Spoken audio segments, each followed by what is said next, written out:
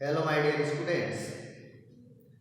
Class 11 की chemistry की class में आप सभी बच्चों का एक बार फिर से वेलकम करता हूं। बच्चों, आज हम क्लास 11 की केमिस्ट्री में एक इम्पॉर्टेंट कॉन्सेप्ट एरोमेटिक कंपाउंड्स के बारे में स्टडी करने जा रहे हैं। तो एरोमेटिक्स कंपाउंड्स क्या होते हैं और क्या क्या इनकी प्रॉपर्टीज होती है और किस तरीके से एरोमेटिक कंपाउंड जो है डेली लाइफ में यूजफुल होते हैं, आज हम इन्हीं सब बातों पर चर्चा करेंगे। तो सबसे पहले हम बात करते हैं एरोमेटिक कंपाउंड्स की। एरोमेटिक कंपाउंड्स एक वर्ड एरोमा से निकला है। एरोमा वर्ड से एरोमेटिक कंपाउंड्स बने हैं। इस एरोमा वर्ड का मीनिंग होता है स्मेल, यानी वे ऐसे कंपाउंड्स जिनमें खुशबू और स्मेल पाई जाती है, एरोमेटिक कंपाउंड्स होते हैं।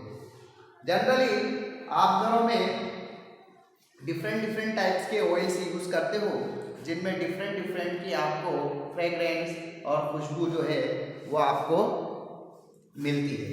जनरली ये सभी कंपाउंड्स जितने भी फ्रेग्रेंस वाले कंपाउंड्स होते हैं वो जनरली एरोमेटिक कंपाउंड्स की कैटेगरी में स्टडी किए जाते हैं। जैसे आप मस्टर्ड ऑयल यूज करते हो, इसके अलावा बालों में आप डिफरेंट ऑयल जो है डिफरेंट जो है फ्रेग्रेंस वाले ऑयल यूज करते हो। इसके अलावा जो डिओड्रेंट बाज़ारों में आते हैं, जो फ्रेग्रेंस जो बाज़ारों में डिफरेंट टाइप्स की जो फ्रेग्रेंस आती है, जिन्हें हम इत्र कहते हैं, तो ये सब जो है खुशबूदार कंपाउंड्स होते हैं। और ऐसे खुशबूदार कंपाउंड्स को हम जो है जनरली एरोमेटिक कंपाउंड्स की कैटेगरी में स्टडी करते हैं। तो आज हम एरोमेटिक कंपाउंड्स क्या होते हैं इसके बारे में स्टडी करेंगे। तो एक्चुअल में एरोमेटिक्स कंपाउंड्स दो तरीके के मैंने आपको कंपाउंड्स बताए थे। एक एलिफेटिक कंपाउंड्स होते हैं और एक एरोमेटिक्स कंपाउंड्स होते हैं। एलिफेटिक कंपाउंड्स वो होते हैं जिनमें किसी तरीके की किसी भी टाइप का कोई रिंग नहीं होता है, जबकि एरोमेटिक कंपाउंड्स वो होते हैं जिनमें एक एरोमेटिक रिंग जो है वो पाया जाता है। एलिफेटिक कंपाउंड्स की अगर हम बात करें तो एलिफेटिक कंपाउंड्स को जब हम जलाते हैं, बर्न करते हैं, तो it Burns with blue flame. Blue flame के थ्रू जो है ये बर्न करते हैं। जबकि एरोमेटिक कंपाउंड्स को अगर हम जलाते हैं, बर्न करते हैं, तो इसके अंदर से कार्बन फ्लेम जो है वो बाहर निकलती है। एरोमेटिक कंपाउंड्स जो होते हैं इनमें जनरली कॉन्जुगेशन पाया जाता है। पाई पाई बॉन्ड का conjugation, pi sigma pi conjugation हो सकता है, pi sigma lone pair conjugation हो सकता है, या पाई सिग्मा और पॉजिटिव आयन का कॉन्जुगेशन हो सकता है। जनरली एरोमेटिक्स कंपाउंड जो होते हैं वो साइक्लिक होते हैं, जिनमें एटलीस्ट एक बेंजीन रिंग या एरोमेटिक रिंग जो है वो पाया जाता है। इसके अलावा एरोमेटिक्स कंपाउंड्स की जो ज्योमेट्री होती है वो प्लेनर होती है। प्लेनर ज्योमेट्री का मतलब एरोमेटिक्स कंपाउंड्स के जितने भी हाइड्रोजन या अदर जो ग्रुप्स जुड़े हुए होते हैं वो सभी एक प्लेन में होते हैं। या हम कह सकते हैं कि ऐसी ज्योमेट्री के अंदर sp या sp2 हाइब्रिडाइज्ड कार्बन एटम पाए जाते हैं। जनरली एरोमेटिक कंपाउंड्स जो होते हैं वो हकल रूल्स को फॉलो करते हैं। तो एरोमेटिक्स कंपाउंड्स के बारे में आज हम डिटेल स्टडी करेंगे। तो हम सबसे पहले इसकी डेफिनेशन की बात करते हैं, व्हाट आर एरोमेटिक कंपाउंड्स। तो हम लिखते हैं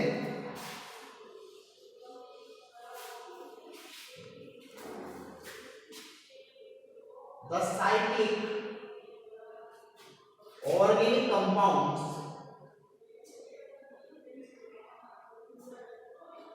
which contain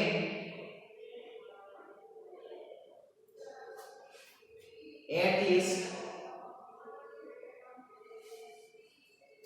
one aromatic ring, जिसे हम बेंजीन रिंग नाम देते हैं। तो ऐसे ऑर्गेनिक कंपाउंड्स जिनके अंदर एटलीस्ट वन एरोमेटिक रिंग हो, एक से ज्यादा भी हो सकती है लेकिन एक रिंग होना कंपलसरी है। तो ऐसे कंपाउंड जो है जनरली एरोमेटिक कंपाउंड जो है कहलाते हैं। यहाँ हम बेंजीन, हमने देखा है बेंजीन रिंग जनरली इस तरीके से बनती है और बेंजीन रिंग के सभी जो कार्बन होते हैं ये आपको पता है sp2 hybridised carbon, hybridised carbon atom sp2 hybridised होते हैं। तो बेंजीन और बेंजीन से बनने वाले जितने भी कंपाउंड्स हैं, बेंजीन और बेंजीन से बनने वाले कंपाउंड्स यानी derivatives of benzene, derivatives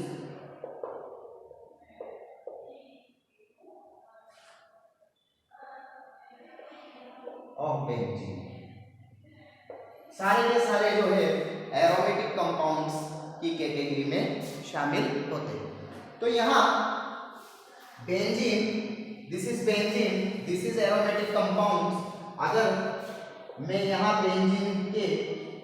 benzene बनाता हूँ और बेंजीन के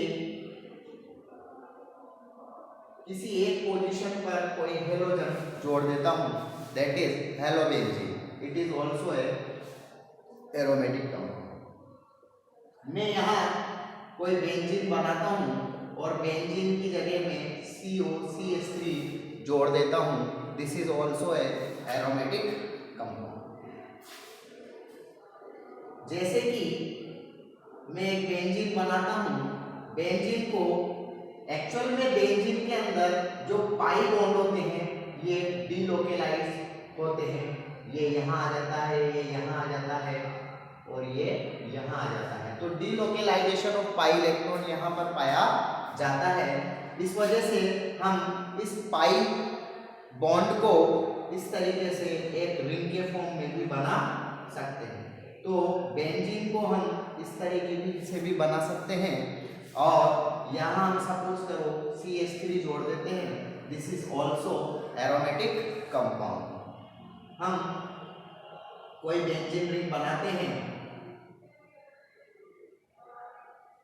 और इस बेंजीन रिंग से हम यहाँ पर COOH ग्रुप जोड़ देते हैं, this is benzoic acid, methyl benzene, ये मिथाइल फिनाइल कीटोन, हेलोबेंजीन, ये जितने भी बेंजीन के जितने भी डेरिवेटिव्स बनते हैं सारे के सारे जो है एरोमेटिक कंपाउंड्स की कैटेगरी में स्टडी किए जाते हैं। जैसे कि हम यहाँ एक बेंजीन बनाते हैं, यहाँ हम X जोड़ देते हैं, दिस इज डाइहेलोबेंजीन। यहाँ हम एक बेंजीन बनाते हैं, CH3 यहाँ जोड़ देते हैं, CH3 यहाँ हम जोड़ देते हैं डाई मिथाइल बेंजीन, या इसे हम मेटा मिथाइल बेंजीन भी नाम देते हैं। तो बेंजीन और बेंजीन के जितने भी डेरिवेटिव्स होते हैं वो एरोमेटिक हाइड्रोकार्बन कहलाते हैं।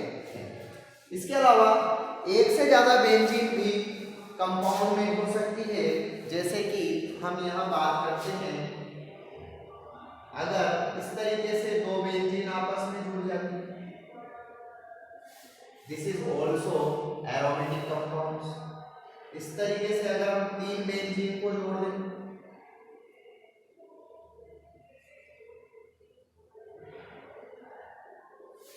This is also aromatic compounds. तो इसको हम बोलते हैं नेफ्थेलीन और इसको बोलते हैं हम एंथ्रासीन। तो नेफ्थलीन हुआ, एंथ्रासीन हुआ, ऐसे कंपाउंड जिनमें एक या एक से ज्यादा बेंजीन रिंग हो, सभी कंपाउंड्स एरोमेटिक कंपाउंड्स की कैटेगरी में आते हैं। तो जनरली एरोमेटिक कंपाउंड्स को हमने दो कैटेगरी में डिवाइड किया है।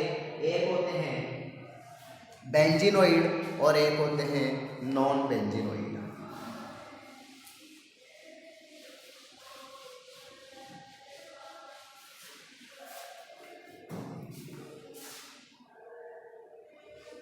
Benzenoid and second is non-benzenoids. Benzenoids compounds contain at least one benzene. जैसे कि अभी तक हमने जितने भी एग्जाम्पल देखे हैं ये सारे के सारे बेंजीनोइड एरोमेटिक कंपाउंड्स की कैटेगरी में शामिल हैं। अब यहाँ non benzenoid compounds, non benzenoid aromatic compounds भी बनते हैं जिनके अंदर बेंजीन रिंग नहीं पाई जाती है, बट फिर भी इनके अंदर बट फिर भी यहाँ पर एरोमेटिक कंडीशन जो है वो पाई जाती है। ड्यू टू दिस रीजन ये कंपाउंड्स नॉन बेंजीनोइड कहलाते हैं। तो do not contain benzene ring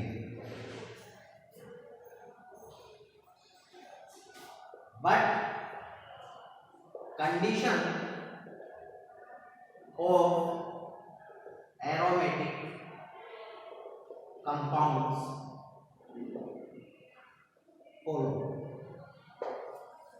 तो नॉन बेंजीनोइड कंपाउंड्स वो कंपाउंड्स होते हैं जिनमें किसी तरीके का कोई बेंजीन रिंग नहीं पाया जाता, लेकिन ये एरोमेटिक कंपाउंड्स की जो कंडीशंस होती है उनको फॉलो करते हैं। जनरली एरोमेटिक कंपाउंड्स होने के लिए, कोई भी कंपाउंड्स एरोमेटिक होने के लिए उसके अंदर 4 कंडीशन होना चाहिए। 4 कंडीशन होना चाहिए। नंबर 1, कंपाउंड्स साइक्लिक होना चाहिए। नंबर 2, कंपाउंड्स के अंदर जो है कंप्लीट कोगुलेशन होना चाहिए। कंप्लीट कॉन्जुगेशन होना चाहिए। नंबर 3, कंपाउंड्स की जो ज्योमेट्री है वो प्लेनर होना चाहिए, प्लेनर ज्योमेट्री होना चाहिए।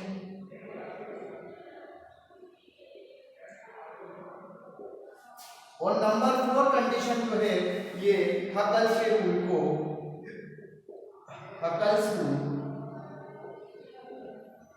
फॉलो करना चाहिए।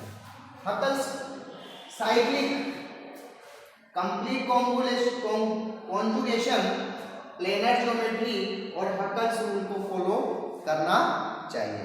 चलो यहां हम बेंजीन की बात करते हैं। तो बेंजीन के अंदर एक्चुअल में बेंजीन क्यों एक एरोमेटिक कंपाउंड है इसकी बात करते हैं, क्योंकि बेंजीन अगर हम देखते हैं this is a cyclic compound, complete conjugation हमें दिखाई देता है पाई सिग्मा पाई। तो पाई यहां पाई सिग्मा पाई कॉन्जुगेशन हमें दिखाई देता है। कॉन्जुगेशन पाई सिग्मा पाई हो सकता है या पाई सिग्मा लोन पेयर के बीच में हो सकता है या पाई सिग्मा बॉन्ड और पॉजिटिव आयन के बीच में हो सकता है। तो कॉन्जुगेशन, कंप्लीट कॉन्जुगेशन जो है वो पाई और पाई बॉन्ड के बीच में बनता है, पाई और लोन पेयर के बीच में बनता है, पाई और पॉजिटिव आयंस के बीच में बनता है। तो यहाँ पाई बॉन्ड इस तरीके से शिफ्ट हो सकता है, ये यहाँ शिफ्ट हो सकता है, यहाँ ये शिफ्ट हो सकता है। तो इसका मतलब हम कह सकते हैं कि बेंजीन में कंप्लीट कॉन्जुगेशन पाया जाता है। इसके अलावा प्लेनर ज्योमेट्री होती है। प्लेनर ज्योमेट्री होने के लिए या तो कार्बन का हाइब्रिडाइजेशन या तो sp होना चाहिए या तो sp2 होना चाहिए। यहाँ हम देखें तो यहाँ कार्बन sp2 हाइब्रिडाइजेशन है, यहाँ भी sp2 हाइब्रिडाइजेशन है, यहाँ भी sp2, यहाँ भी sp2, यहाँ भी sp2 और यहाँ भी sp2। यानी बेंजीन के अंदर कोई भी कार्बन ऐसा नहीं है जिसका हाइब्रिडाइजेशन sp3 हो।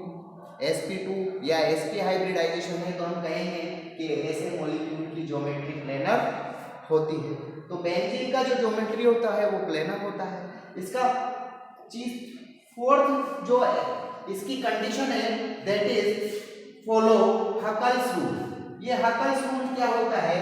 हकल्स एक साइंटिस्ट था जिसने बताया कि किसी कंपाउंड के अंदर अगर 2, 6, 10, 14 पाई इलेक्ट्रॉन पाए जाते हैं तो जनरली ऐसा कंपाउंड जो है वो एरोमेटिक होता है, यानी एरोमेटिक।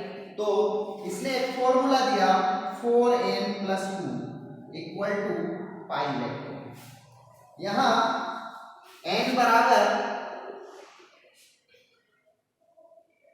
0, 1, 2, 3, 4 कोई भी नंबर हो सकता है, यानी 0, 1, 2, 3, 4 कुछ भी नंबर हो सकता है।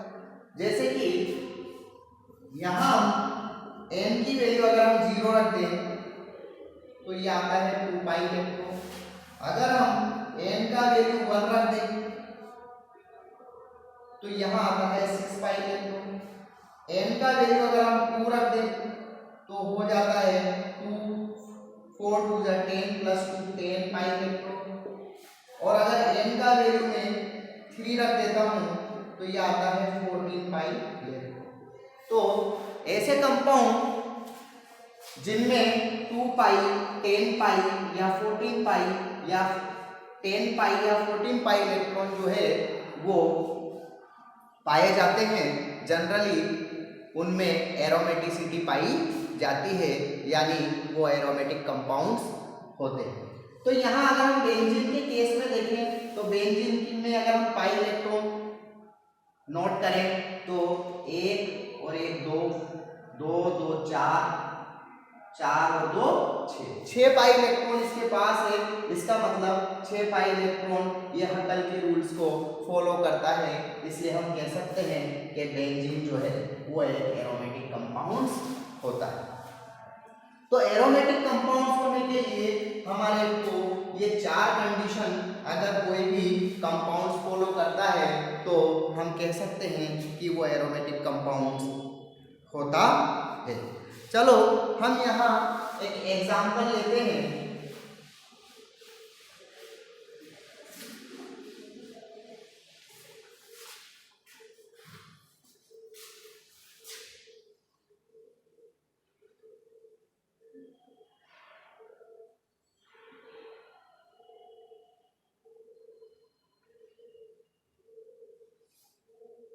क्या ये कंपाउंड एक एरोमेटिक कंपाउंड है? तो यहां हम एरोमेटिक कंपाउंड्स की बात करें तो यहां इसका मतलब है ये लोन पे है, तो साइक्लिक कंपाउंड तो ये है। नंबर 2 हम देखते हैं क्या इसमें कोगुलेशन मौजूद है, कॉन्जुगेशन मौजूद है। तो कॉन्जुगेशन देखते हैं तो pi sigma lone pair, conjugation यहाँ पर है, लोन पेयर सिग्मा और पाई बॉन्ड, यानी यहाँ भी हमारे को कॉन्जुगेशन दिखाई दे रहा है, लेकिन यहाँ भी सिग्मा है और यहाँ भी सिग्मा है। इसका मतलब इस पोजीशन पर इसका कॉन्जुगेशन नहीं पाया जाता, इसलिए हम कह सकते हैं इसके अंदर कंप्लीट कॉन्जुगेशन नहीं है। और अगर कोई भी एक कंडीशन कंपाउंड्स के अंदर फॉलो नहीं होती है, इसका मतलब हम कह सकते हैं कि ये एक जो है एरोमेटिक कंपाउंड नहीं। तो जनरली वही कंपाउंड्स एरोमेटिक हो सकते हैं जो 4 कंडीशंस को फॉलो करते हैं, यानी साइक्लिक होना चाहिए, कंप्लीट कॉन्जुगेशन होना चाहिए, प्लेनर ज्योमेट्री होना चाहिए, और फोर्थ मैंने आपको बताया हकल्स के रूल को फॉलो करें। अगर यहाँ हकल्स का रूल देखें तो 4n+2 equal to pi electron, इसका पाई इलेक्ट्रॉन या तो 2 पाई इलेक्ट्रॉन हो, या तो 6 पाई इलेक्ट्रॉन हो, या तो 10 पाई इलेक्ट्रॉन हो, या तो 14 पाई इलेक्ट्रॉन हो। तो यहाँ हम देखते हैं तो 1 2 3 4 और 5 और 6, यानी इसके पास 6 पाई इलेक्ट्रॉन, क्योंकि ये कॉन्जुगेशन में पार्टिसिपेट कर रहे हैं तो यहाँ तो 6 पाई इलेक्ट्रॉन इसके पास मौजूद हैं, बट फिर भी ये एरोमेटिक कंपाउंड्स नहीं है, क्योंकि यहाँ पर कंप्लीट कॉन्जुगेशन नहीं है। तो ऐसे कंपाउंड क्या कहलाएंगे? तो ऐसे कंपाउंड जिनमें कंप्लीट कॉन्जुगेशन नहीं होगा, ये जनरली हमारे को एंटी एरोमेटिक कंपाउंड्स के नाम से जाने जाते हैं। तो अगर हम बात करते हैं, इसके बाद हम बात कर लेते हैं anti aromatic compounds.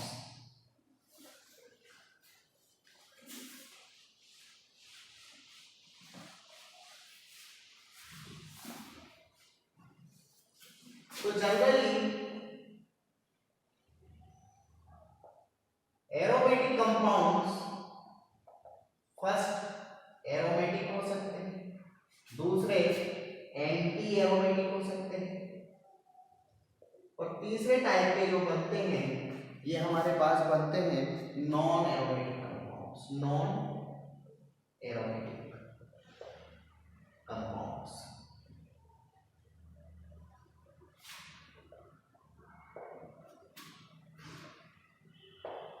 Aromatic compounds की तो हमने कंडीशंस देखी है। एंटी एरोमेटिक कंपाउंड्स का हम एंटी एरोमेटिक कंपाउंड्स क्या होते हैं इसकी डेफिनेशन देते हैं कि एंटी एरोमेटिक कंपाउंड्स के अंदर कंपाउंड साइक्लिक होंगे। दूसरा, यहाँ भी कंप्लीट कॉन्जुगेशन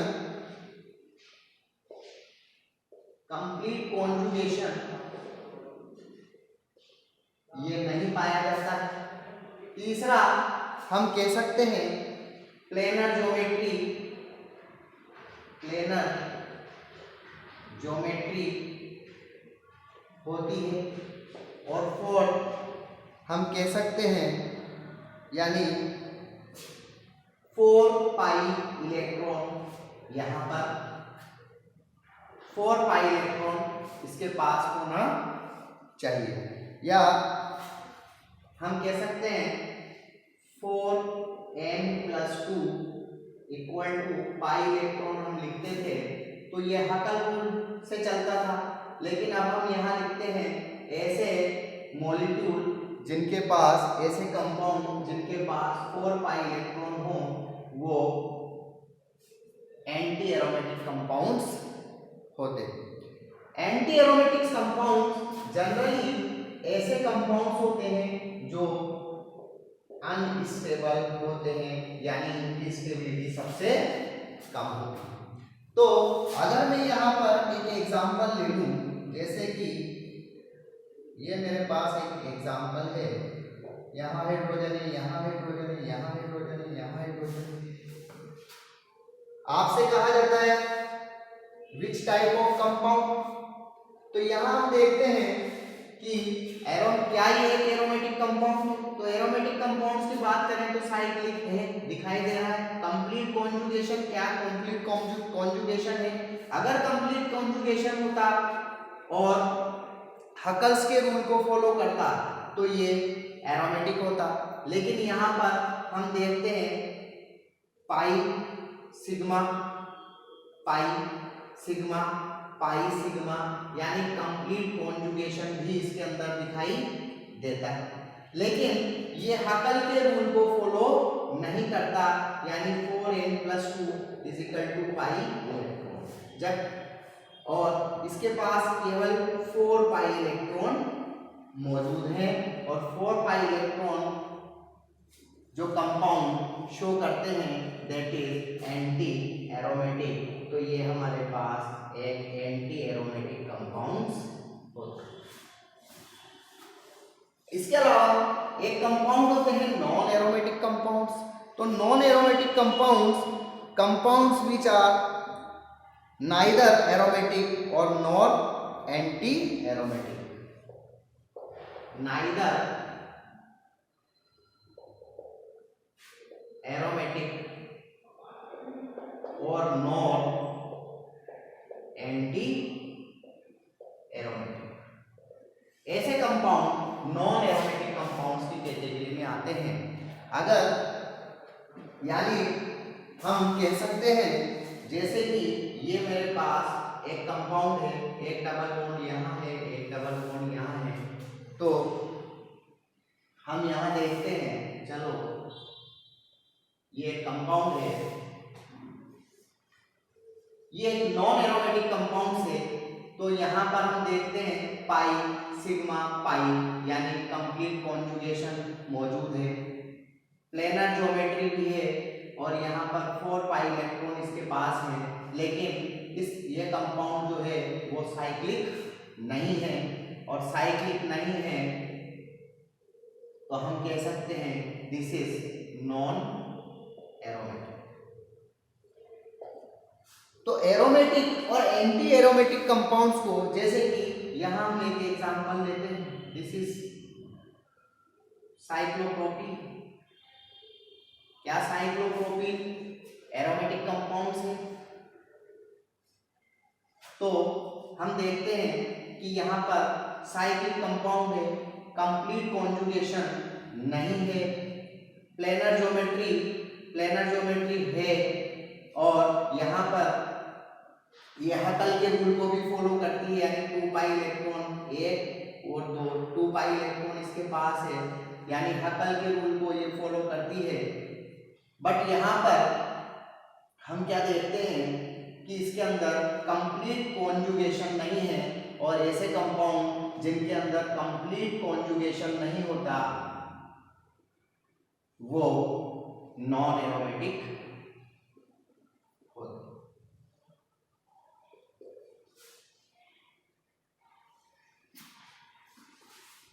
तो anti aromatic or non aromatic में अगर हम डिफरेंस देखें तो हम क्या देखते हैं कि एरोमेटिक कंपाउंड में कंप्लीट कॉन्जुगेशन पाया जाता है, जबकि नॉन एरोमेटिक कंपाउंड्स में कंप्लीट कॉन्जुगेशन नहीं पाया जाता। बट एंटी एरोमेटिक जो होते हैं वो हकल के रूल को फॉलो नहीं करते, जबकि एरोमेटिक कंपाउंड्स वो कंपाउंड्स होते हैं जो हकल के रूल्स को फॉलो करते हैं। तो हम कह सकते हैं एंटी एरोमेटिक और नॉन और एरोमेटिक कंपाउंड्स को छोड़कर जितने भी कंपाउंड्स होते हैं, चाहे वो साइक्लिक हो, चाहे वो साइक्लिक कंपाउंड हो या असाइक्लिक कंपाउंड हो या एलिफेटिक कंपाउंड्स हो, वो सारे के सारे जो है नॉन एरोमेटिक कंपाउंड्स की कैटेगरी में आते हैं। जैसे कि हम कह सकते हैं CH3Cl, इसके अलावा मिथाइल क्लोराइड, इसके अलावा एसीटोन, ये सब भी नॉन एरोमेटिक कंपाउंड्स की कैटेगरी में आते हैं। यहां हम आपसे तो एरोमेटिक कंपाउंड्स जो होते हैं वो मोर स्टेबल होते हैं, जबकि नॉन एरोमेटिक कंपाउंड्स इससे कम स्टेबल होते हैं, क्योंकि यहाँ रेजोनेंस फैक्टर नहीं पाया जाता। एरोमेटिक कंपाउंड्स में रेजोनेंस फैक्टर पाया जाता है। Due to this reason aromatic compounds जो है सबसे ज़्यादा स्टेबिलिटी का अगर हम ऑर्डर देखते हैं, स्टेबिलिटी ऑर्डर, तो एरोमेटिक कंपाउंड्स की स्टेबिलिटी ज़्यादा है नॉन एरोमेटिक कंपाउंड्स की, और non aromatic compounds are more stable anti aromatic compounds. तो एंटी एरोमेटिक जो कंपाउंड्स हैं वो बहुत लेस स्टेबल होते हैं या लगभग अनस्टेबल होते हैं।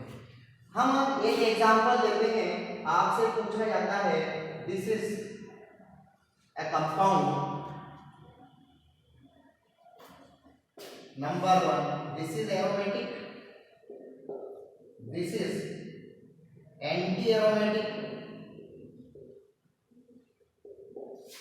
और थर्ड नॉन एरोमेटिक। तो what is this compound? What is this compound? Aromatic, anti-aromatic and non-aromatic. तो यहाँ हम देखते हैं सबसे पहले एरोमेटिक होने के लिए साइक्लिक होना चाहिए, दूसरा कंप्लीट कॉन्जुगेशन होना चाहिए,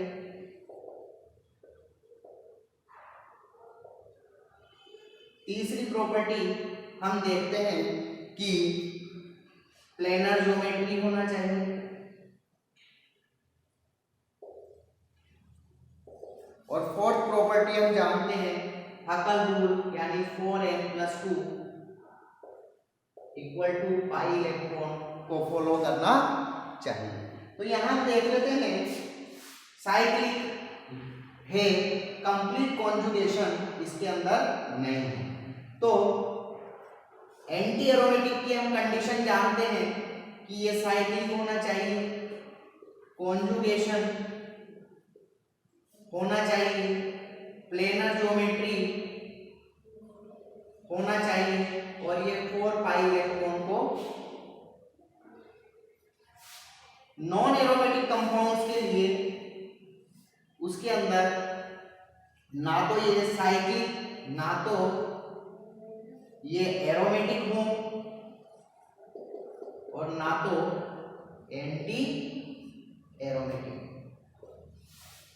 तो यहां हम देख लेते हैं अगर ये एरोमेटिक कंपाउंड्स है तो ये साइक्लिक है, कंप्लीट कॉन्जुगेशन देखते हैं pi sigma sigma sigma sigma pi, इसका मतलब पाई सिग्मा पाई कॉन्जुगेशन यहाँ पर मौजूद नहीं है, यानी एरोमेटिक कंपाउंड्स होने के चांसेस नहीं है, यानी ये ऑप्शन हमारा कैंसिल हो जाता है। एंटी एरोमेटिक की बात करते हैं तो साइक्लिक होना चाहिए, साइक्लिक है, कॉन्जुगेशन इसके अंदर कॉन्जुगेशन होना चाहिए, कॉन्जुगेशन नहीं है तो एरोमेटिक नहीं हो सकता। 4 पाई इलेक्ट्रॉन, क्या इसके अंदर 4 पाई इलेक्ट्रॉन है? तो हम क्या देखते हैं इसके अंदर ओनली 2 पाई इलेक्ट्रॉन है, इसका मतलब ये एंटी एरोमेटिक नहीं हो सकता। तो इसका मतलब अगर कॉन्जुगेशन नहीं है किसी कंपाउंड में तो इसका मतलब ये हुआ कि ना तो वो एरोमेटिक हो सकता है ना तो वो एंटी एरोमेटिक हो सकता है। ऐसा कंपाउंड जिसके अंदर कंप्लीट कॉन्जुगेशन नहीं पाया जाता वो सिर्फ नॉन एरोमेटिक हो सकता है। तो एरोमेटिक और एंटी एरोमेटिक को हम जो है कैंसिल कर देते हैं। This is the compound is the example of non aromatic. तो आई थिंक आपको एरोमेटिक हाइड्रोकार्बन क्या होते हैं इसके बारे में आज आपको लर्न हुआ होगा। मिलते हैं हम नेक्स्ट क्लास के अंदर नेमिंग ऑफ एरोमेटिक हाइड्रोकार्बन।